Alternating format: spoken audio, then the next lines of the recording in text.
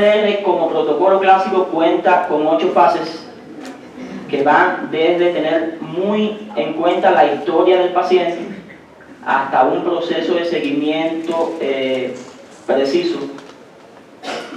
Sin duda, como es una terapia enfocada inicialmente en el trauma, trata en esos pasos fundamentalmente un proceso de preparación para evitar los riesgos de retraumatizar al sujeto. Inicialmente no se concibió como EMDR, sino como desensibilización por movimientos oculares. La autora, que de base no tenía una formación en salud mental, pero sí tenía influencias desde las visiones más conductuales, tuvo esa primera perspectiva. Sin embargo, luego diferentes investigaciones fueron permitiendo valorar en gran medida que más allá de las primeras hipótesis de que el cambio ocurría por, digamos, una respuesta de relajación asociada a las estimulaciones visuales que se realizaban, luego fueron pensando que los cambios que ocurrían en el proceso de resolución del trauma estaban asociados a cambios sinápticos que se producían en los sujetos o sea, a través de las descargas que provocaban este tipo de estimulación, y finalmente incluso llegó a hipotetizarse de que se relacionaba con que el proceso de estimulación visual estaba relacionado con un proceso que modelaba el proceso de movimientos oculares rápidos que ocurre en esta fase del sueño, y hoy se reconoce que tiene una función curativa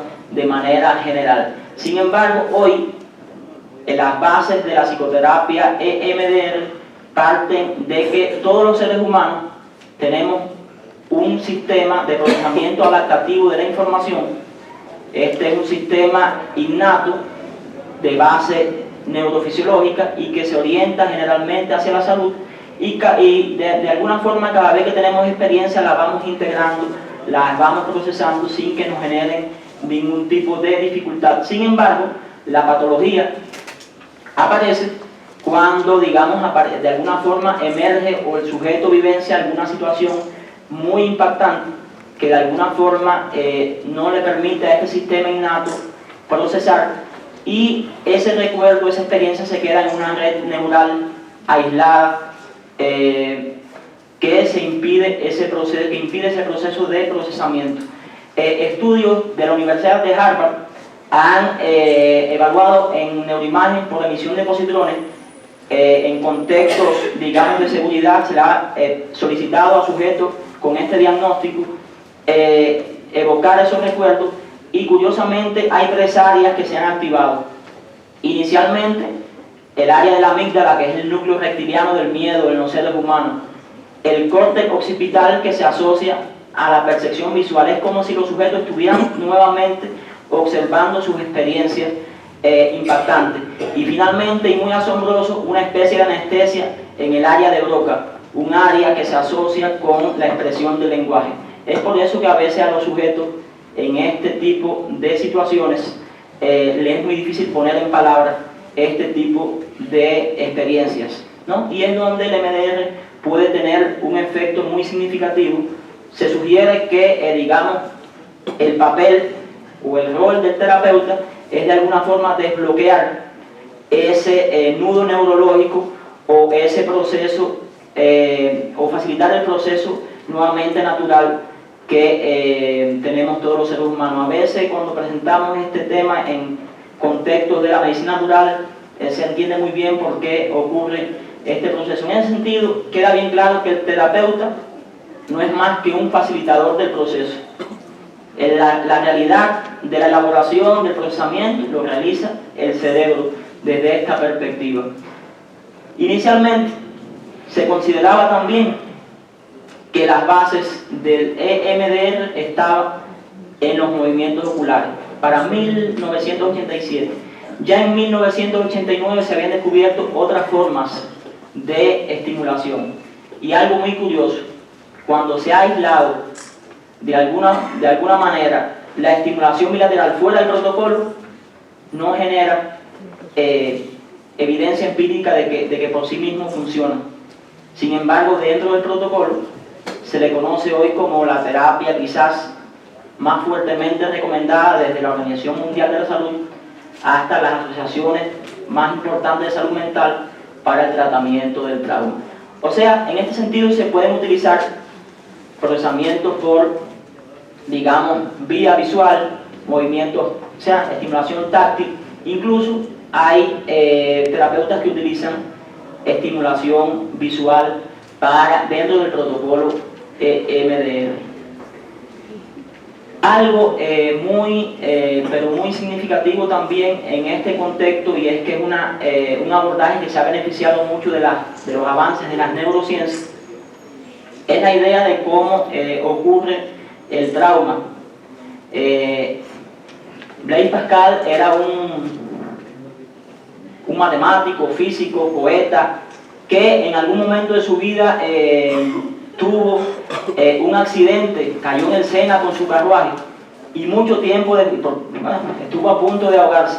Mucho tiempo después, Pascal tenía pesadillas todavía en la noche y siempre ponía al lado izquierdo de la cama un sillón porque temía a caerse, porque de eso estaban relacionados sus sueños. Philippe Pinel, que fue precursor de la psiquiatría en el mundo y quien uno de los primeros en describir las neurosis traumáticas, neurosis cardiorrespiratorias, fue, digamos, su médico en este sentido.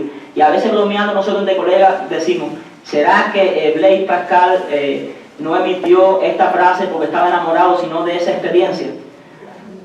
¿Por qué lo decimos? Quizás la intuición de poeta, porque de alguna forma se ha demostrado que cuando vivimos una experiencia impactante, o sea, nuestro cerebro tiene bien claro cuáles son las prioridades.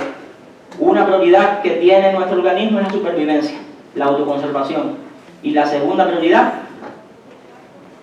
el sexo, la conservación de la especie.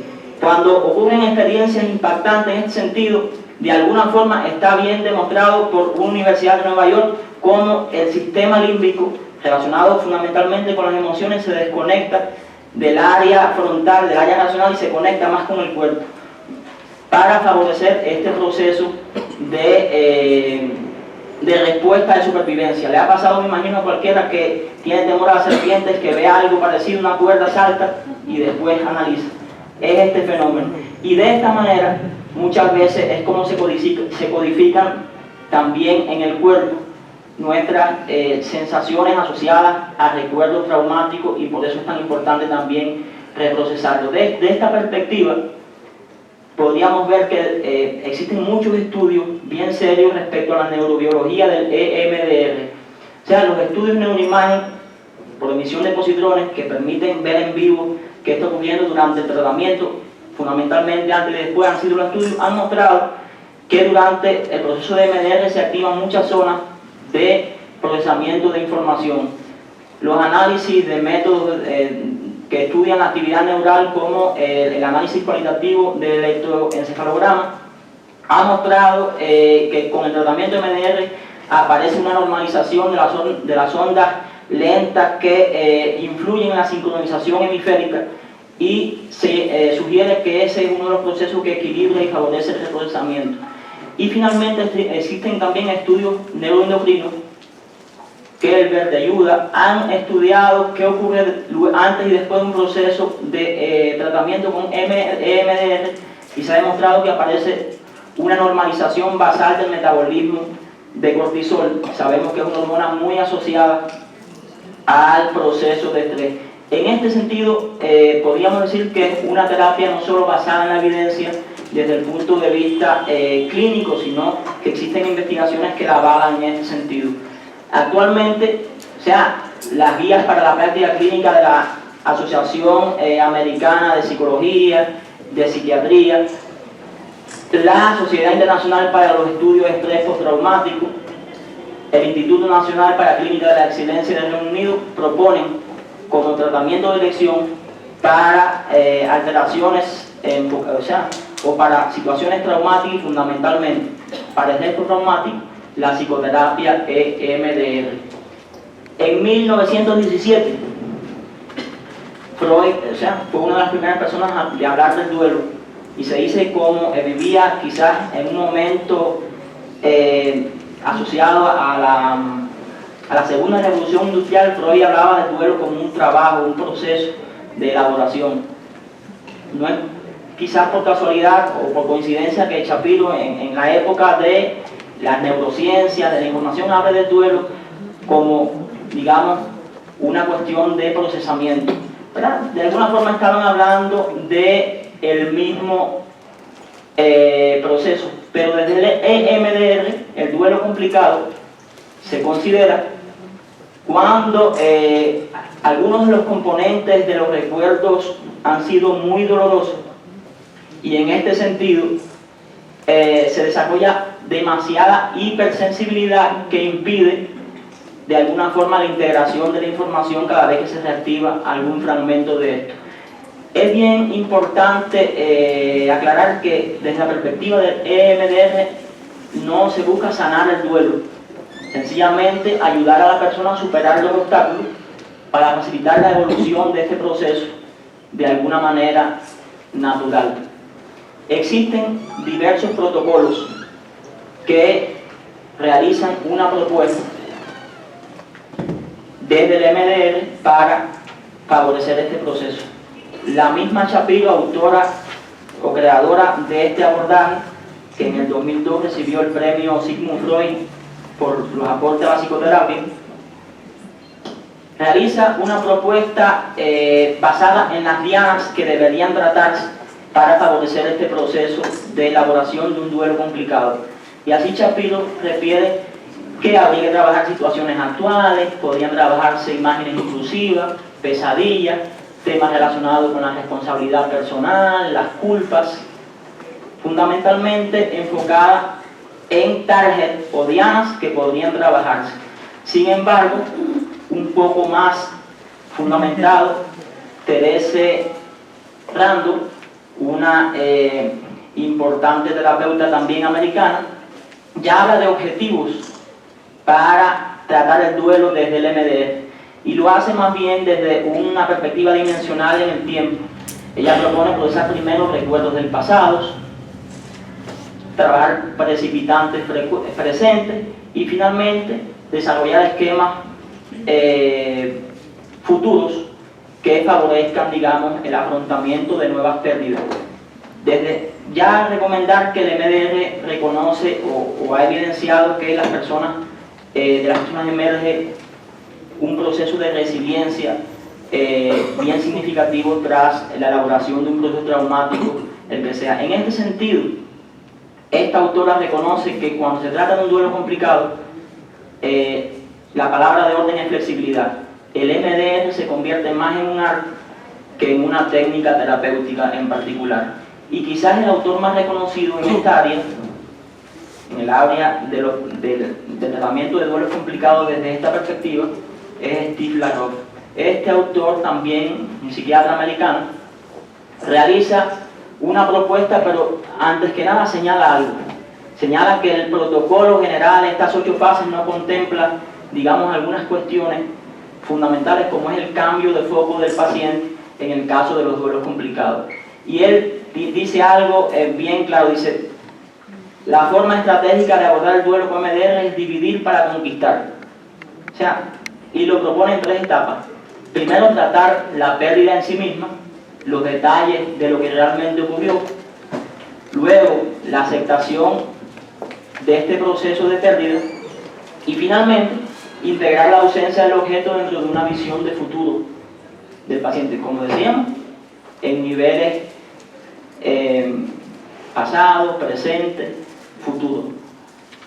Ahora, nuestra perspectiva, esta aproximación que estamos realizando, parte quizás de, y puedo decirlo así, de la influencia que ha tenido mi formación con el doctor Marco Antonio Paul Scott en las veces que ha viajado a Cuba, y esta visión de psicoterapia transpersonal.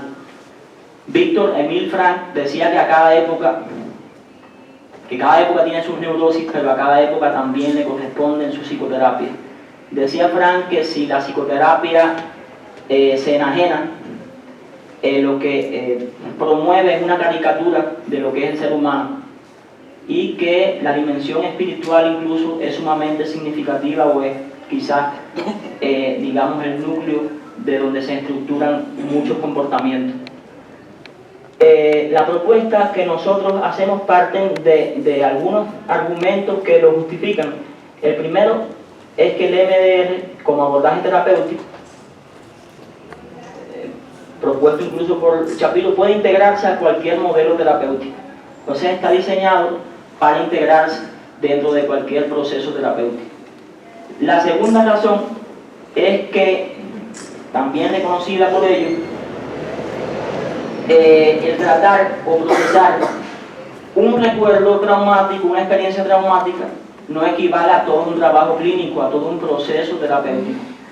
Y finalmente, la idea de reconocer que tratar un recuerdo, una experiencia traumática, que es lo que se trabajan desde el MDR y no síntomas en particular, no permite quizás tener una visión integral del ser humano, reconocido incluso por las visiones más positivistas dentro de la psicología. Es que el duelo, por ejemplo, por poner un ejemplo, tiene también una dimensión transgeneracional que podemos, y sin duda, visto por muchas experiencias en la clínica de muchos profesionales, podemos sentirnos hoy afectados por, digamos, la pérdida que ha ocurrido en otro momento, en otras generaciones, de figuras que han sido quizás mitificadas o idealizadas y de alguna forma tienen su impacto en las generaciones actuales.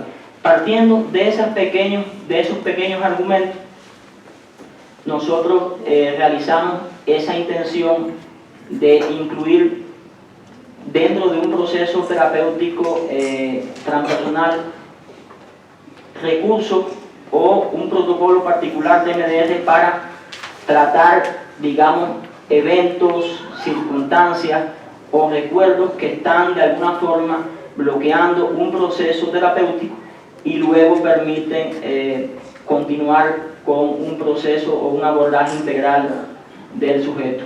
Algunas experiencias de trabajo, de manera general, han sido estudios de serie de casos y gracias a colegas que nos lo envían, psiquiatras que antes tenían una visión diferente y hoy están teniendo una perspectiva más significativa.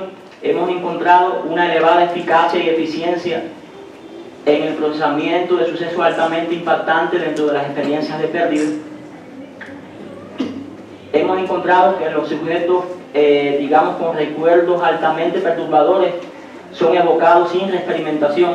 Los sujetos logran hablar de situaciones que antes les generaba, digamos, procesos reactivos bien significativos sin que les genere, digamos, estas experiencias de alto malestar. Las escalas valorativas que se utilizan fundamentalmente dentro del protocolo MDR han mostrado como regularidad después del procesamiento, digamos, puntuaciones ecológicas, o sea, no llegan al máximo de validez, pero se reconoce que como el MDR no sana el duelo, sino que lo que es reprocesar para que continúe normalmente, es común que la persona mantenga todavía niveles ecológicos de dolor por el procesamiento que sigue, y es aquí donde intervenimos entonces dentro de un proceso terapéutico mucho más integral. Hemos encontrado elevada efectividad en el procesamiento de creencias bloqueantes del natural proceso de duelo, así como estabilidad en los cambios 3 meses después de la intervención, y asumiendo la propuesta de etapas del duelo del modelo Kolbe-Scott en un 64% de los pacientes que hemos logrado evaluar, hemos encontrado que han alcanzado una reubicación del sistema. Finalmente, como regularidad, los recursos de estimulación bilateral, las técnicas de aceleración y desaceleración del procesamiento, las técnicas de distanciamiento y el entretejido cognitivo han sido las de mayor aplicación con regularidad dentro de estos procesos y son las que pensamos sistematizar para tener, digamos, estudios mucho más metodológicamente confirmados.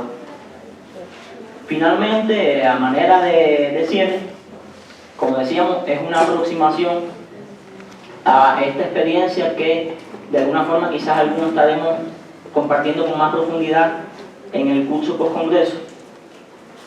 podríamos decir que quizás hasta a Guillén, ¿no?, cuando decía mientras tanto, que hoy reconocemos que desde la tanatología y fundamentalmente la tanatología transpersonal se puede hacer mientras tanto muchas cosas en este acto de acompañar al paciente durante su proceso de duelo, o realizar intervenciones desde el MDR para que continúe este proceso natural y quizás demostrar que podemos favorecer un proceso de quizás comprensión en los dolientes de que luego del duelo puede haber incluso un crecimiento postraumático, incluso que pueda tener la persona un proceso de entendimiento de que la vida, incluso la muerte, puede ser trascendente y tener un sentido más allá de la pérdida. Entonces, hasta aquí, muchas gracias y espero hayan entendido lo que he comentado.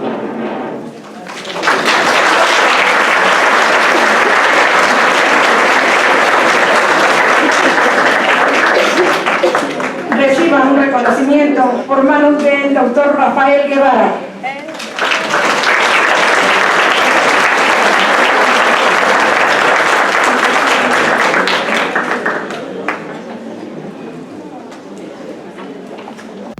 Si te gusta el contenido, dale like al video. Suscríbete y activa las notificaciones presionando la campana.